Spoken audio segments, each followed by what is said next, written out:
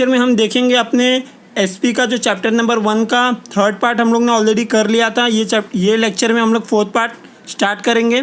तो working capital इस lecture में पूरा हम लोग ख़त्म करने की कोशिश करेंगे। इसके पहले हम लोग ने कैपिटल रिक्वायरमेंट के अंदर हम लोग ने फिक्स कैपिटल कर लिया था। इसके बाद हम लोग आज वर्किंग कैपिटल ख़त्म करेंगे।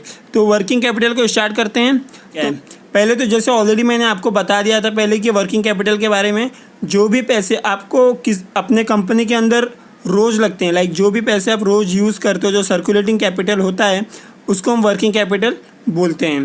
तो working capital which use to carry out a day to day business, जैसे ऑलरेडी मैंने बता दिया था, जो रोज़मर्रा की ज़िंदगी में आप जो भी चीज़ काम करते हो, जो भी आपको पैसे रोज़ लगते हैं, उसे वर्किंग कैपिटल कहा जाता है। After estimation of fix requirement of the business firm, जो भी आपका देख लोगे कि आप क्या क्या आपको रिक्वायरमेंट है बिजनेस के अंदर, वो हिसाब से आप अपने पैसे को यूज़ करते हो। It is necessary to estimate amount of capital that would need to ensure the smooth functioning. आपको डिसाइड करना होता है कि किस तरह से आपको कितने वर्किंग कैपिटल की ज़रूरत पड़ेगी आपके बिज़नेस को स्मूथली फंक्शन करने के लिए, कैसे आसानी से चलने के लिए ज़रूरत पड़ने वाली है। कितने पैसे आपको लगेंगे आपके फिनिश गुड को बनाने के लिए। फिनिश गुड क्या होता है? जो फाइनल प्रोडक्ट आपका बन के आता है उसे फिनिश गुड कहा जाता है। In actual practice goods are sold out in a cash of credit. जो भी पैसे आप आता है आपके पास, जो भी आप गुड्स बेचते हो कैश में, जो भी पैसे आपके पास आते हैं उसको आप वर्किंग कैपिटल कह सकते हो। लाइक आपके पास पैसे आए, उस पैसे को आप यूज़ करोगे अपने डे टू डे एक्टिविटीज़ में। Goods sold on credit do not fetch a cash immediately. जो भी आप गुड्स बेचते हो वो इमीडिएटली आपके पास पैसे नहीं आ सकते, क्योंकि आपको पता है कि बहुत सारे क्रेडिट पॉलिसी भी होती है। कंपनियां जो सामान देती हैं दूसरों को वो क्रेडिट पे देती हैं, तो इनिशियली जल्दी से पैसे नहीं आ जाते। कुछ समय के लिए पैसे वो मार्केट में होते हैं तो आपके वो डेटर बन जाते हैं, collector from the debtor. Cash also required to pay overheads. बहुत सारे ओवरहेड्स आपको पे करने पड़ते हैं, जो भी आपके एक्सपेंसेस हैं। Since uncertainty is always a feature of business. जो सेकेंड लास्ट लाइन है पहले पैराग्राफ की, अनसर्टेनिटी क्या होती है कि जो भी आपके बिजनेस के अंदर कभी भी कोई भी घटना अचानक घट सकती है, तो जिसमें आपको पैसे की ज़रूरत पड़ेगी। तो वो हिसाब से आप बोल सकते हो कि ये रीज़न है कि आपको वर्किंग कैपिटल हमेशा जमा रखना होगा अपने पास, ताकि आसानी से आप उसको यूज़ कर सको जब भी आपको ज़रूरत पड़े तब। इसके अंदर देखेंगे कि the business will have arrange working capital for the following. क्या क्या चीज़ों के लिए आपको वर्किंग कैपिटल की ज़रूरत पड़ती है। तो पहला है आपका बिल्डिंग द इन्वेंट्रीज। इन्वेंट्रीज मतलब क्या होता है? जमा हुआ सामान, जो भी आपके पास सामान पड़ा हुआ है, रॉ मटेरियल पड़ा हुआ है, उसको आप जमा करके रखे हो आप, तो आपको इन्वेंट्री क्रिएट करना होगा। लाइक आपके पास स्टॉक में सामान पहले से रहना चाहिए ताकि आप फ्यूचर में उसे यूज़ कर सको। तो उस इन्वेंट्री को बनाने के लिए आपको वर्किंग कैपिटल की ज़रूरत पड़ेगी। जो रिसीवेबल्स है, रिसीवेबल्स क्या होते हैं? अपने अकाउंट में पड़ा होगा जो पैसे आपको मिलने वाले, उसको फाइनेंस करने के लिए भी आपको वर्किंग कैपिटल जमा करके रखना होता है। थर्ड है आपका for covering a day to day operating expenses.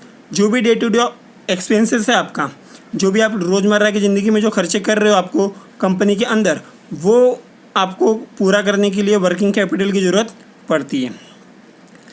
जो भी इसके अंदर आप पैसे इन्वेस्ट करते हो, जो भी ऐसे असेट में इन्वेस्ट किया जाता है, जो असेट आप रोज़ रोज़ यूज़ कर रहे हो, वैसे पैसे को वर्किंग कैपिटल कहा जाता है। सबसे पहले इन्होंने वर्किंग कैपिटल का एक्चुअल मीनिंग क्या होता है? वर्किंग कैपिटल का एक्चुअल मीनिंग होता है the excess of current asset over current liability. दूसरे अगर शब्दों में बोलूँ, current asset minus current liability is equal to working capital.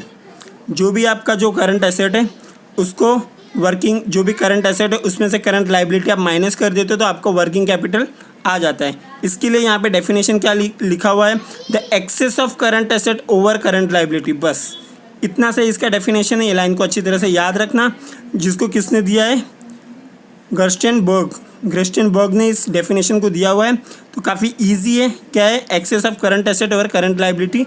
बस आपको डेफिनेशन इस पैराग्राफ में याद रखना है, ज़्यादा कुछ मीनिंग में नहीं। स्टार्टिंग में जो मैंने बताया आप उसमें से 5-6 लाइन चूज़ करके कोई भी मीनिंग में लिख लोगे और ये डेफिनेशन लिख लोगे। जिन्होंने डेफिनेशन दिया है उनका नाम लिख लोगे, आपका डेफिनेशन पूरा हो जाएगा। The sum of current asset is working capital. This approach is a broader application. It takes into consideration all current asset of a company. It refer to gross working capital. पूरा का पूरा current asset लेके आप solve करोगे इसको तो आपका working capital आसानी से आ जाएगा। अगला जो आपका बॉक्स में दिया हुआ एडिशनल इन्फॉर्मेशन है उसके बारे में देखते हैं। उसमें अब जो डायग्राम है बाजू में फ्लो ऑफ वर्किंग कैपिटल, जो साइक्लिकल फ्लो है वर्किंग कैपिटल का, उसके बारे में देखेंगे। उसमें आप देखोगे तो ऊपर इन्वेंट्री लिखा हुआ है। फर्स्ट राउंड में इन्वेंट्री लिखा है। इन्वेंट्री मतलब ऑलरेडी आपको मैंने बता दिया, लाइक आपने जो भी प्रोडक्ट है आपने उसे मैन्युफैक्चर करके अपने कंपनी के अंदर रखा हुआ है, तो आपने इन्वेंट्री क्रिएट कर ली है, आपके पास इन्वेंट्री पड़ा है। उसको आप क्या करोगे, फिर सेल करोगे यानी उसको आप बेचोगे। मार्केट में बेचने के बाद आपको रिसीवेबल्स मिलेगा, यानी आप बेचोगे तो आपको उसका पैसा मिलेगा। पैसा मिलने के बाद उसको आप कलेक्ट करोगे, जो आपके पास कैश आ जाएगा। अब कैश आने के बाद उस कैश का क्या करने वाले हो, उसके बाद ऑपरेटिंग एक्सपेंसेस करोगे। ऑपरेटिंग एक्सपेंसेस से मेरा मतलब है जो भी आपका एक्सपेंस है, जो भी आपका डे टू डे एक्सपेंस लगने वाला है वो आप पूरा करने वाले हो। उसके बाद ऑपरेशन आपका होने के बाद फिर से प्रोडक्शन होगा, उससे आप प्रोडक्शन करना चालू कर दोगे। एक बार प्रोडक्शन चालू हो गया फिर से वो इन्वेंट्री बन जाएगा। तो एक ये साइकिल है। इस साइकिल को पूरा करने के लिए आपको वर्किंग कैपिटल की ज़रूरत तो पड़ेगी। इसके बाजू में जो आपका एक्सप्लेनेशन लिखा हुआ है ये cyclical flow of working capital का, वो क्या है, the business firm need to fund finance is working capital need. Working capital के नीड को पूरा करने के लिए उसकी ज़रूरत तो पड़ेगी। Prominent share of the fund is use to buy raw material and remaining part kept available to pay wages. कुछ पैसे आप अपने कंपनी के रॉ मटेरियल खरीदने के लिए यूज़ करते हो, बाकी के पैसे जो हैं वो आप क्या करने के लिए यूज़ करते हो, बाकी के पैसे आप वेजेस पे करने के लिए यूज़ करते हो। आप आपके जो कंपनी के अंदर जो भी एम्प्लॉयज़ हैं उनको वेजेस पे करने के लिए आप यूज़ करते हो। तो जो भी आपका ये पैसे आप पे कर रहे हो आप वेजेस वगैरह, वो पूरे वर्किंग कैपिटल के अंदर आता है।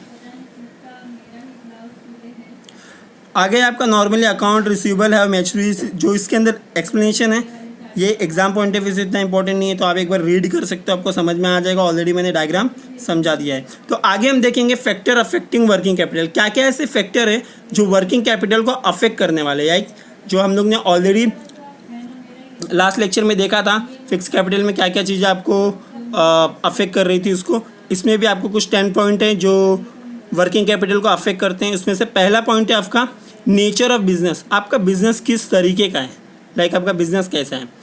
तो मैन्युफैक्चरिंग बिजनेस है अगर वो, तो उसके अंदर क्या होगा, जो वर्किंग कैपिटल है वो कम लगेगा। क्यों कम लगेगा, क्योंकि आप आसानी से सामान को बेचोगे और आपके पास कैश इनफ्लो आ जाएगा, यानी पैसे आप आ जाएगा। जब वो पैसे आ जाएगा तो पैसों का भी यूज़ कर सकते हो, यानी वर्किंग कैपिटल आपको कम रखना है क्योंकि आप आसानी से सामान बेच रहे हो और आपको मिल जाता है। उसी तरह से पब्लिक यूटिलिटी की बात करेंगे, उसके अंदर भी आप आसानी से अपना वर्किंग कैपिटल मेंटेन करके रख सकते हो। वर्किंग कैपिटल उसमें भी कम लगता है क्योंकि आप चीज़ें बेचोगे और कैश में पैसे रिटर्न आ जाएंगे, तो आप उसको सेव करके रख सकते हो। उसके विपरीत ऑन द कॉन्ट्रेरी जो आपका सेकंड पैराग्राफ है वो क्या लिखा है, a business dealing in a luxurious product.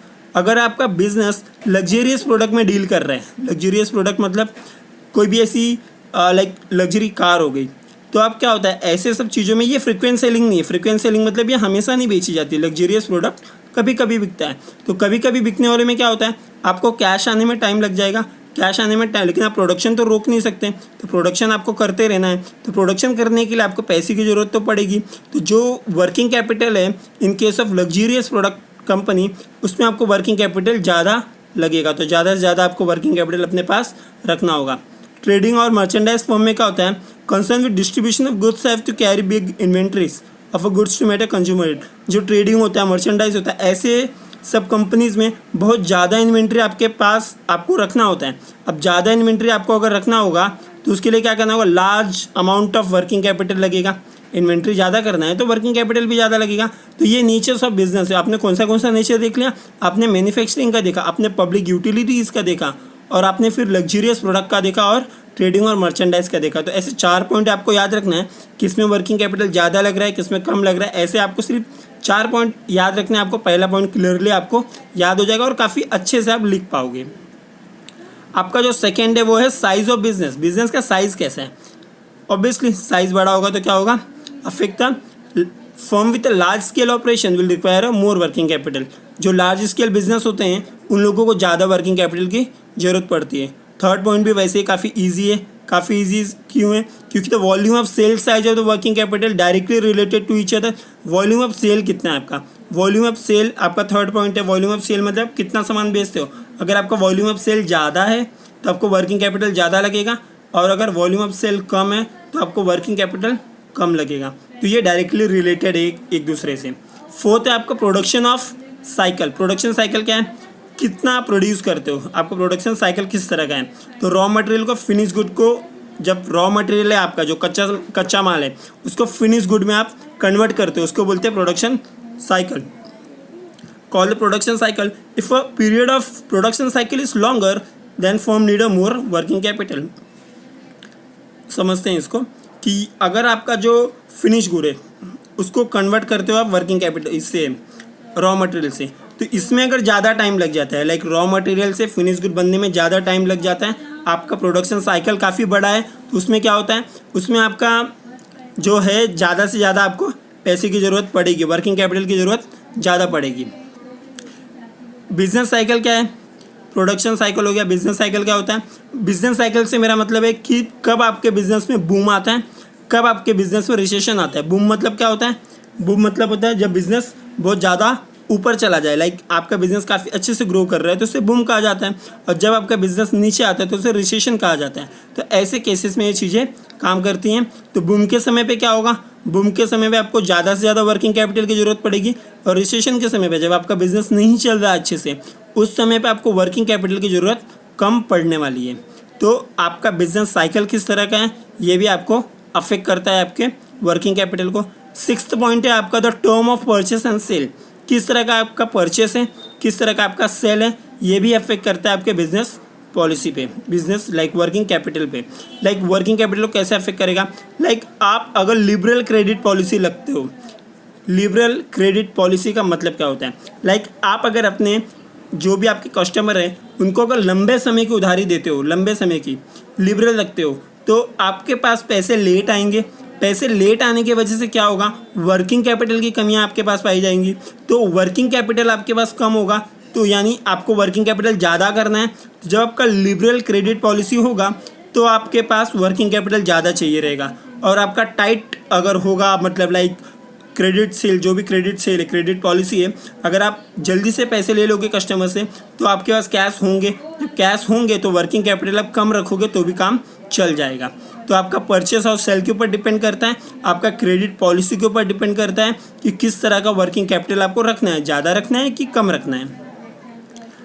आपका जो 7th पॉइंट है वो क्रेडिट कंट्रोल। क्रेडिट कंट्रोल क्या होता है, credit control include factors such as a volume of credit sale, term of credit sale and collection policy. कितना बेचते हो, कितने दिन के लिए बेचते हो, और किस तरह से आप कलेक्ट करते हो, ये सारी पॉलिसी डिपेंड करती है कि आपको क्रेडिट पॉलिसी किस तरह का रखना है।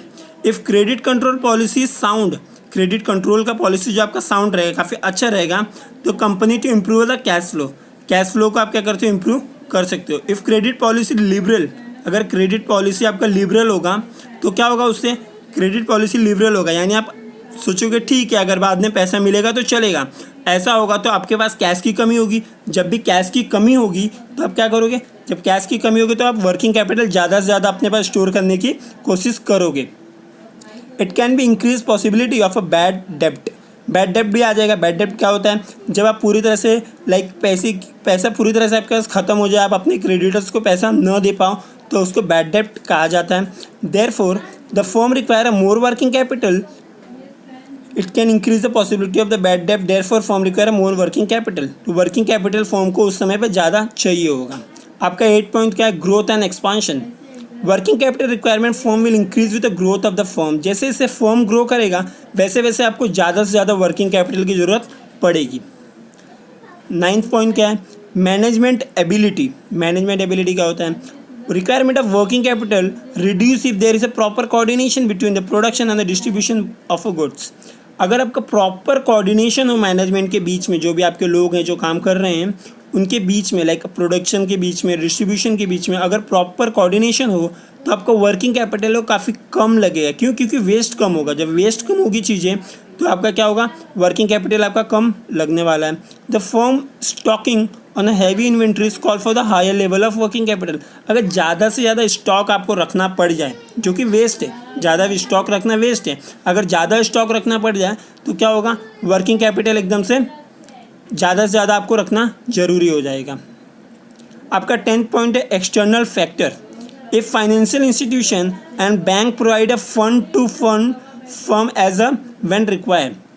एक्सटर्नल फैक्टर क्या है, फाइनेंशियल इंस्टीट्यूशन और बैंक अगर ज़्यादा से ज़्यादा फंड आपको प्रोवाइड करते हैं तो क्या होता है, उससे आप अगर आपके पास ज़्यादा फंड वो लोग प्रोवाइड करते हैं, जो फाइनेंशियल इंस्टीट्यूशन है, जो बैंक है, तो उससे आपका जो वर्किंग कैपिटल है वो आप कम भी रखोगे अपने पास तो काम चल जाएगा। लाइक आपके पास वर्किंग कैपिटल कम होगा तो भी काम चल जाएगा। तो आपका ये 10th पॉइंट था। तो ये कुछ फैक्टर्स थे जो आपके वर्किंग कैपिटल को अफेक्ट कर रहे थे। तो आपने पूरे फैक्टर्स को अच्छी तरह से देख लिया, एक बार इसको रीड कर लेना, काफ़ी ईजी है, 10 पॉइंट याद करना और याद करके आप आराम से इसको लिख सकते हो। 5 मार्क का आपको पूछा जाएगा, ये वर्किंग कैपिटल भी पूछ सकते हैं,